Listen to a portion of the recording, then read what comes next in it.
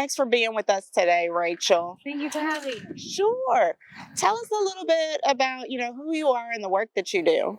So, my name is Rachel Sanrellis, and I am I work for an organization called Pregancy, and what we do, I'm the program director for an organization called Pregancy. And what we do is we work with women mostly, sometimes men, but women mostly around Houston. And we help them after they've gone through transitional phases in their lives like homelessness, abuse, addiction, joblessness, to rebuild their confidence and community through exercise. And so we teach an 8-week course that ends with a 5K, and we teach walking and running, and we also teach some self-esteem and nutrition, and it's all about rebuilding a healthy lifestyle, but it's also really about making a commitment to yourself after you've been through something difficult, because that commitment piece is what really helps people to remember, I can do this, and boosts them into the future. That's so true.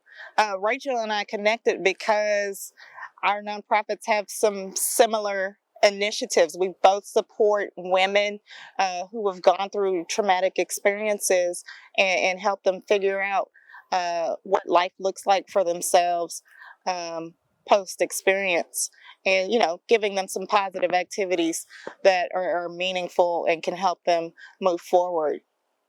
So speaking of trauma and life after loss, you're here to share your pregnancy loss story with us today. Yes. And thank you for being vulnerable, transparent, and everything that it takes to get to a point to share with an audience outside of yourself, because this is going to help other women and families who have gone through something like this to feel seen and heard, and to understand that they are not alone. Yeah, I really hope so. I know that it's really difficult, the things that happen after the loss. And I could tell you from my own experience that when it first happened, I wasn't really sure what was going to come out of it. And now looking back on it, I can't believe how much my life has changed. Yeah. Yeah. So let's take you back to that time when you were pregnant. What did your home life look like? Were you married? Did you have other kids? So I was, I got married in 2016, and we had a great relationship. We were really happy. In 2018, we got pregnant, and I always knew that there was a possibility that we could potentially lose the baby. And to be really honest with you, from the very beginning of the pregnancy, I knew that this was not a baby we were going to be able to keep. Really? How did you know that? I felt it. I felt it in my intuition. Okay. Like, I cried every day that I was pregnant. It was so difficult for me. And my husband at the time was just sure that that was not the case, and that it was hormones. And we went for our 16-week checkup, and we'd had no indications, nothing, and they couldn't find a heartbeat. Wow. And that was it. And that was actually, I'd had horrible morning sickness up through 15 weeks. And at 15 weeks, it had started to subside. And they estimate that's about when we lost the baby. Wow. This is an interesting scenario that I have not heard of before. I've never interviewed anyone that has said, I felt it. So I'm going to ask some different questions here. So if you felt it from almost the time of inception, is that what it was? Or a little bit after? Basically, once we figured out that we were pregnant. Okay. Then did you even tell anyone? We did. We told my family. We told his family. And by the time we actually lost the baby, we were past the 12 weeks. So we told pretty much everybody. I was showing a little bit. Yeah. At that point. And so, everyone knew. Wow. Okay. But did you ever mention, what you intuited, what you felt about this pregnancy to anyone outside of your husband? I did not, no. Okay. Okay. So then everyone was pretty much happy about the news. Yeah, everybody was really excited. For us, it was going to be my parents' first grandchild. We had actually done some testing, and they knew already that it was a girl. So we were pretty far along. Okay. Did it impact the way you planned life, knowing this baby might not make it? I really tried to think at that time that it was me being me not being able to see it, and so it was in my head, and it felt very real to me. But at the same time, I tried not to let it affect how we were planning ahead. But we already had sort of planned that we weren't going to do a ton of baby shopping or anything beforehand, and we just, we were a little bit superstitious to begin with. Got it. So tell us about the day that you lost the pregnancy. So we went into the doctor's office for the checkup, and the doctor was looking for the heartbeat, and then she could find it. And I remember... Your husband was there with you? Yeah, he was. Okay. And I remember looking at him and saying, I don't think she can find a heartbeat. He said, no, that's not it. That's not what's going on. And they came in, they tried a different ultrasound, and they still couldn't find it. They sent us to another doctor who had better technology, but there was no heartbeat. And at that point, they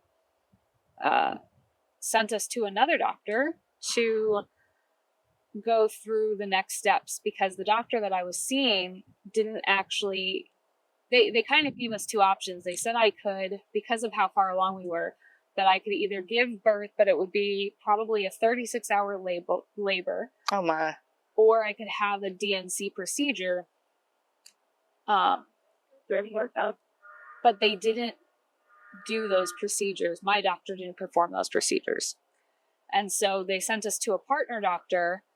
We waited in the waiting room at the partner doctor because we didn't have an appointment for maybe 4 hours. And then we had this appointment with this doctor who prepped us for what was going to happen horribly. I saw air quotes. Yeah, prepped us. Yeah. Talk about that. He didn't... I mean, I don't know that you can ever be prepared. Right. But he really didn't explain anything. He was very cold in his manner. I obviously I wasn't his patient, but he just was not empathetic at all. And they, there's a lot of paperwork that they make you sign. Yes. One of the things that they make you sign is they make you sign something that says that if the baby is still alive when they get in there, they can't stop. And that you will have to take responsibility for the remains. Oh my goodness. And that was a really scary form for me. I didn't want to, I wanted to be sure. And he just sort of dismissed a lot of those concerns. She gave us some forms to take home. One of them was, what do you want to do with the remains? He didn't tell us that they would not give me anything for the pain of the contractions when we got to the hospital until we filled out that form. Oh, wow. So when we got to the hospital, we had not made that decision yet, and they wouldn't give me anything for the pain. And I was in a lot of pain. I was having contractions. Right. You were birthing a baby. Yeah. And so... And how far along were you? I was 16 weeks. 16 weeks. 16 weeks, yeah. So, I mean... He wasn't really forthcoming with the fact that I was going to have actual contractions. So I was up the entire night before in just horrible pain. And he didn't give me, I found this out afterwards, he should have given me something for the anxiety. I could have rested. He didn't prescribe me anything. That was my very next question. No. So it sounds like, you were in a lot of transition before the actual, loss and DNC occurred, what was going through your brain? I honestly, I I was really freaked out by that form that the baby might still be alive, Mm-hmm. and hoping I was doing the right thing. And I remember when I woke up after the procedure, the first thing I asked the nurse was she dead? Uh-huh. And she said to me, she was gray. Okay. She'd been dead for at least a week. And I was just so relieved Yeah. to hear that. But I mean, that's a big decision to make that was just dismissed, like you said. Yeah, it was. Nobody's ever thinking that they were going to have to sign a piece of paper to make that decision. And I talked to somebody else who actually was seeing that doctor, and they loved him. Really? So it was just, I don't know if it was because it was a Friday and it was because he was in a rush, Mm-hmm. because he didn't know us. Mm-hmm. But that's what happened. And so it was just a really and it didn't occur to me to question the experience because we didn't have any other options. Right, right. So once the DNC was complete, how did you deliver this news to your family? Were they aware during this procedure, or how informed were they at that time? I called my mom, actually right after we found out we lost the baby, while we were waiting in this doctor's office. Okay. And my ex-husband called his family as well. And they sort of took care of spreading the news amongst themselves. Okay.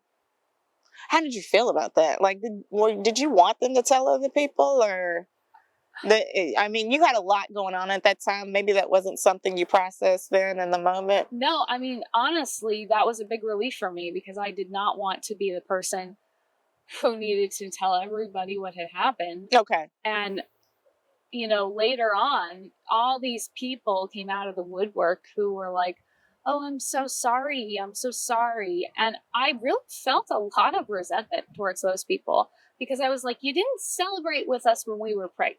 Uh-huh. But you really want to be here with us now that there's tragedy. Interesting. It really felt to me, it was a really interesting thing because it showed me who really cared. Right. Right. And who was more interested in the face of it. Right. And it helped me later to make some really strong decisions about the people I wanted in my life. This is, you're right. This is a true color situation. Yeah. It brings it out of people. People would come out and, oh, we're so sorry. We heard blah, blah, blah. And I'd be like, oh, you never even said congratulations. So I don't know what you're sorry for. Right. And I know you knew, and I know that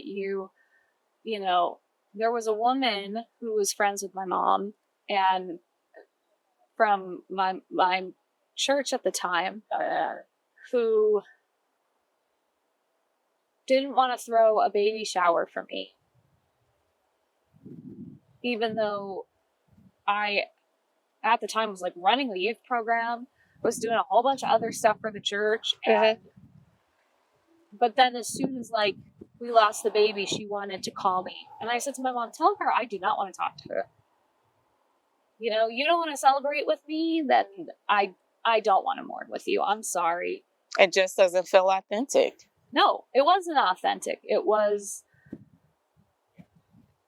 It felt like other people had this idea of propriety, and I got to this point where I was like, this is my grief and it's real. Right. And I'm not really interested in your saving faith. You can tell whoever you want we grieve together. I don't really care, but right. Don't waste right. Yeah. Don't approach me with that. I like that. And I feel that that's good for women and families to know that this is your grief journey.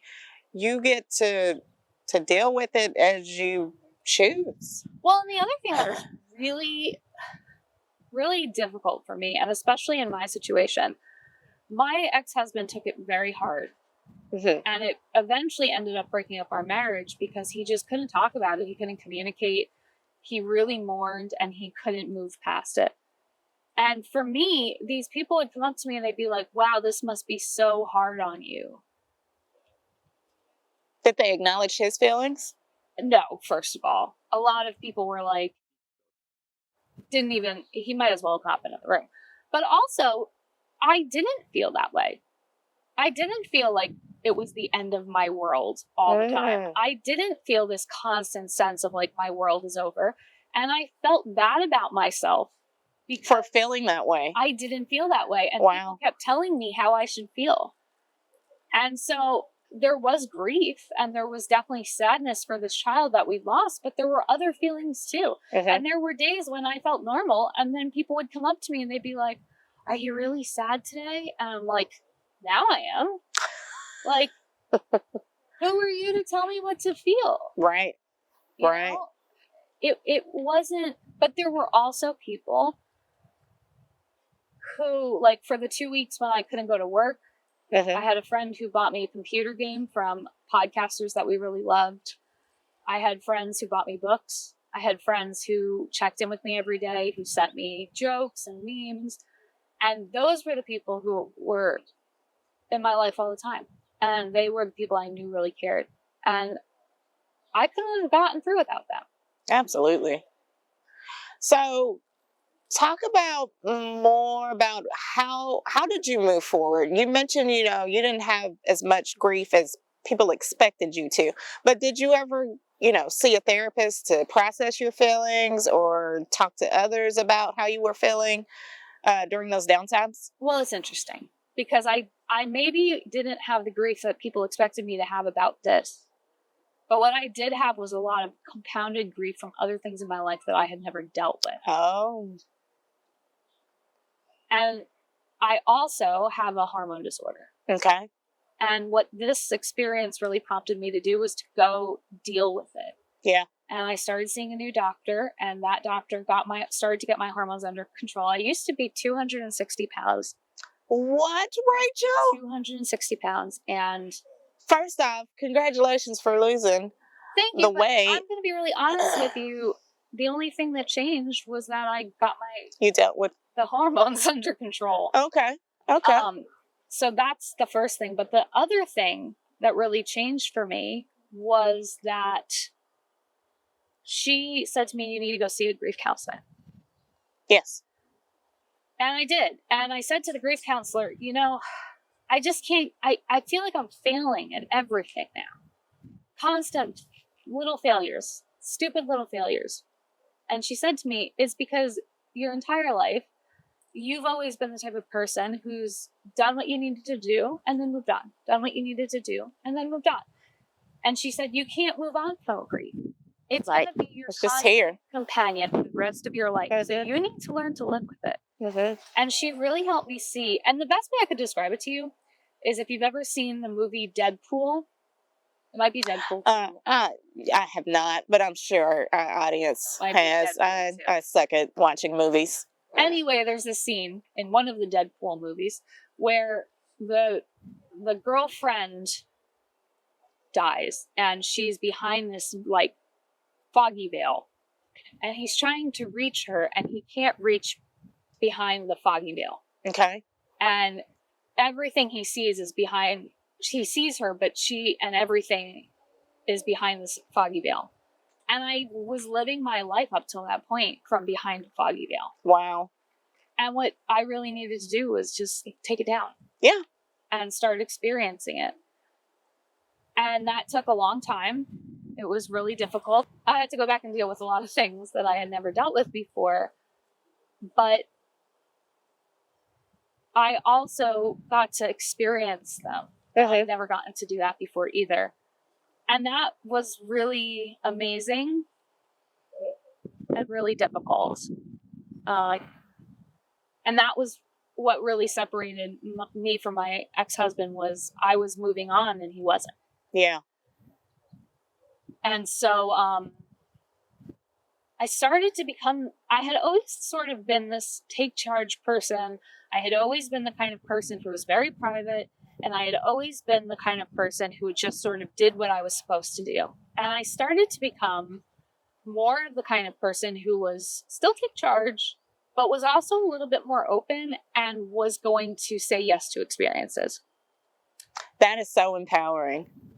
Yeah, I remember that I had a day where, COVID hit, and then, so we're all home with COVID,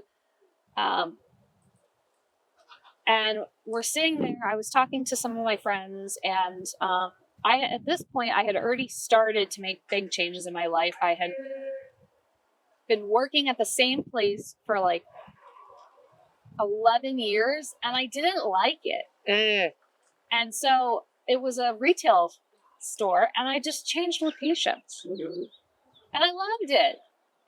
And I went back to school, and I was making all these changes in my life, and COVID hit, and I had friends that I could talk to during COVID, and I started expanding my social circle, and I met people in other countries. And wow. I became this social person. I'd never been this social person before. And I remember having this very specific thought that I was going to be the kind of person who was going to start saying yes to opportunities. And I did. I started saying yes to opportunities. And being the kind of person who says yes to things means you also have to be the type of person who realizes that there are times when you have to say, this is finished. Absolutely. And so... And to sometimes say no. And to say no. But it was at that point that I think I realized that my marriage was really over. So let's talk about that. So how does your life post marriage and that separation? I've been very blessed because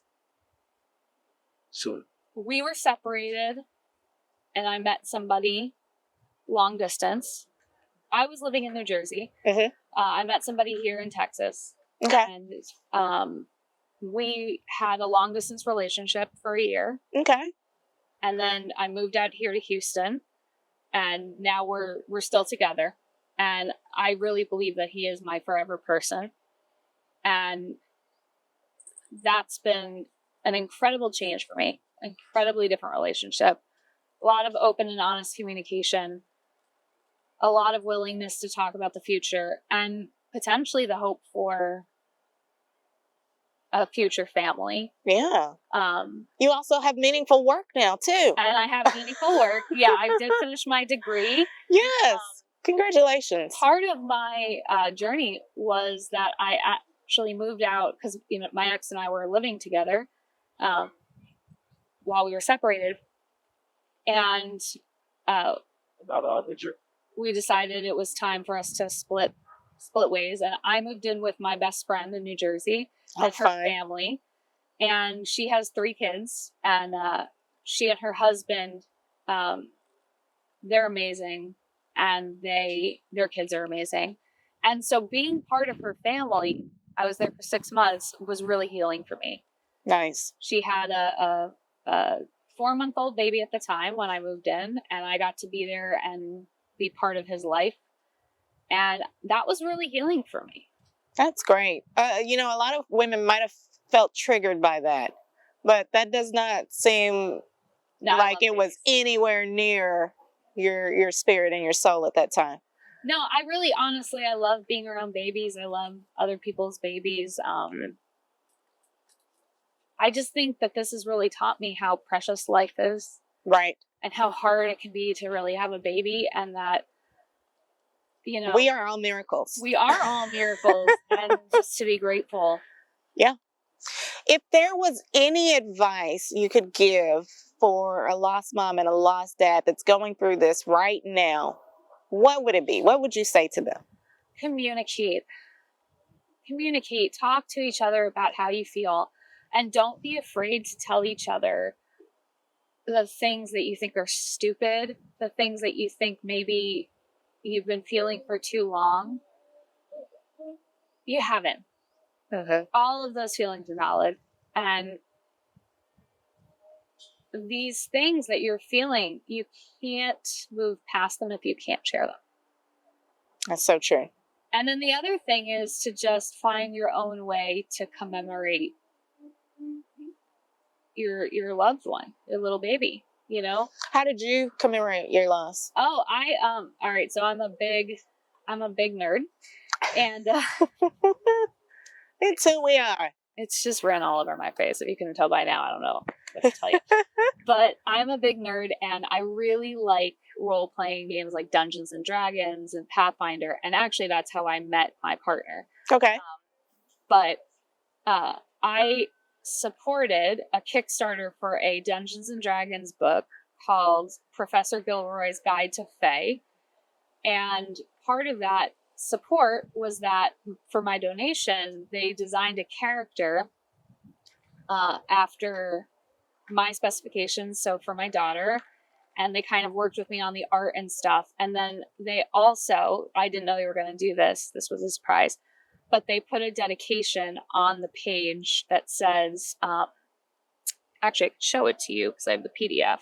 I don't have the book is still in New Jersey, but it says specifically, in memory of Raina, love, Mom. Very nice. And that is so cool. Yeah, and it's on every copy. It's on the PDFs and on the print copies. And I was showing it to somebody last night, and she was like, "Oh my God, it looks like you." It does. And I really hadn't realized that, but the artist who designed it, I guess, really took the time. They had asked me like what I wanted it to look like and kind of what I wanted the character to be like a little bit. You know, they had the initial design, but then like how I wanted. It's very ethereal, and it does look like you. And but then we were looking at it, and I'm like, oh my gosh, it has my hair.